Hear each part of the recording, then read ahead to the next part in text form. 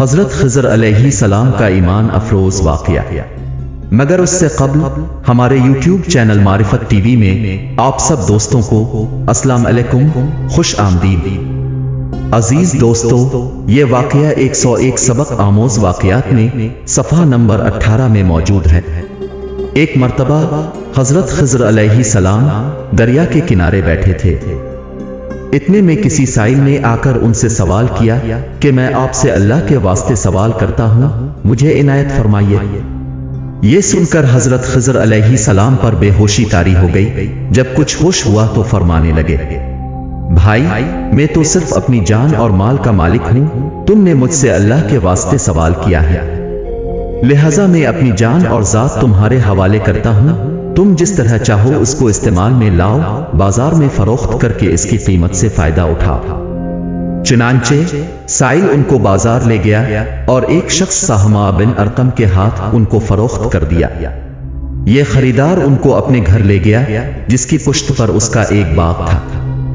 چنانچہ سہمہ نے حضرت خضر علیہ السلام کو ایک کدال دے کر کہا کہ اس سامنے والے پہاڑ جو 3 مربع میل رقبہ میں واقع تھا، اس سے مٹی کاٹ کر باغ میں ڈالتے رہے۔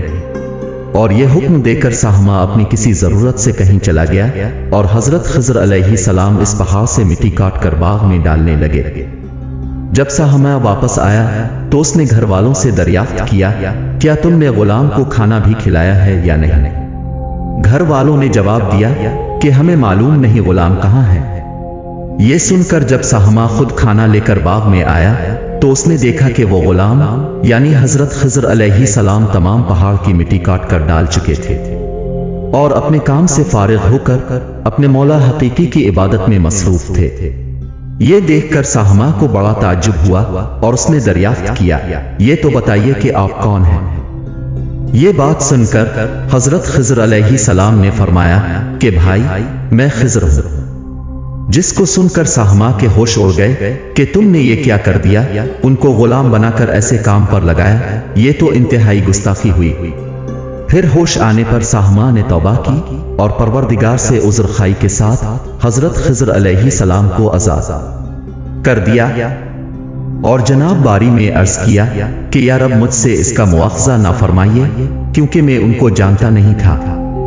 اس کے بعد حضرت خضر علیہ السلام نے دعا فرمائی اور سجدہ شکر بجا لایا کہ اے میرے پروردگار، میں تیرے ہی حق میں غلام بنا اور تیرے ہی حق میں آزاد ہوا، اس پر تیرا شکر گزار ہوں۔ بعد ازاں واپسی کی اجازت لے کر جب دریا پر واپس آئے تو دیکھا ایک شخص کھڑا دعا مانگ رہا ہے کہ اے میرے رب، حضرت خضر علیہ السلام کو غلامی سے رہائی عطا فرما اور ان کی توبہ قبول فرما۔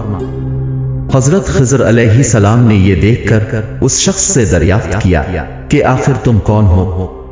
تو اس شخص نے بتایا کہ میں تو شازون ہوں، آپ کون ہیں؟ انہوں نے فرمایا میں خضر ہوں۔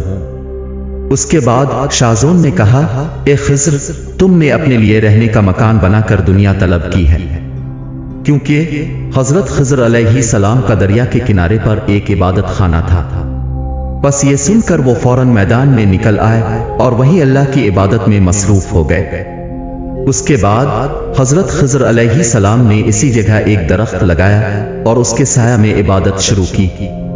تو آواز آئی، اے خضر، جب تم نے درخت کے سایہ میں سجدہ کیا تو تم نے دنیا کو آخرت پر ترجیح دی۔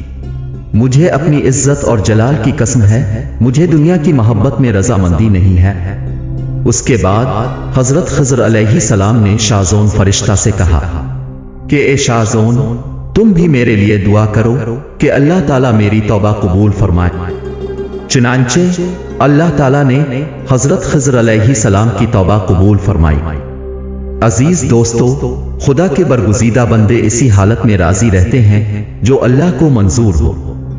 بے شک ہماری فلاح بھی اسی میں ہے کہ زندگی کے ہر موڑ پر آنے والے ہر پیچ و خم میں ہم راضی رہیں، اللہ تعالیٰ کی چاہت کو سامنے رکھ کر زندگی گزاریں۔ دعا ہے کہ اللہ تعالیٰ ہمیں اس واقعہ سے سبق حاصل کر کے نیک بننے کی توفیق عطا فرمائے، آمین۔ ناظرین، اگر آپ کو ہمارا یہ ویڈیو پسند آیا ہے تو ویڈیو کو لائک کریں، اپنی رائے سے ہمیں کمنٹ باکس میں آگاہ کریں۔ और शेयर के बटन पर क्लिक करके अपने दोस्तों के साथ शेयर लाजमी करें। और अगर आपने हमारे YouTube चैनल मारिफत टीवी को अभी तक सब्सक्राइब नहीं किया तो जल्दी से सब्सक्राइब करें और आने वाली हर नई वीडियो के लिए बेल आइकन को प्रेस करके ऑल पर क्लिक करें ताकि हमारी आने वाली हर नई वीडियो का नोटिफिकेशन आपको बर वक्त मिलता रहे।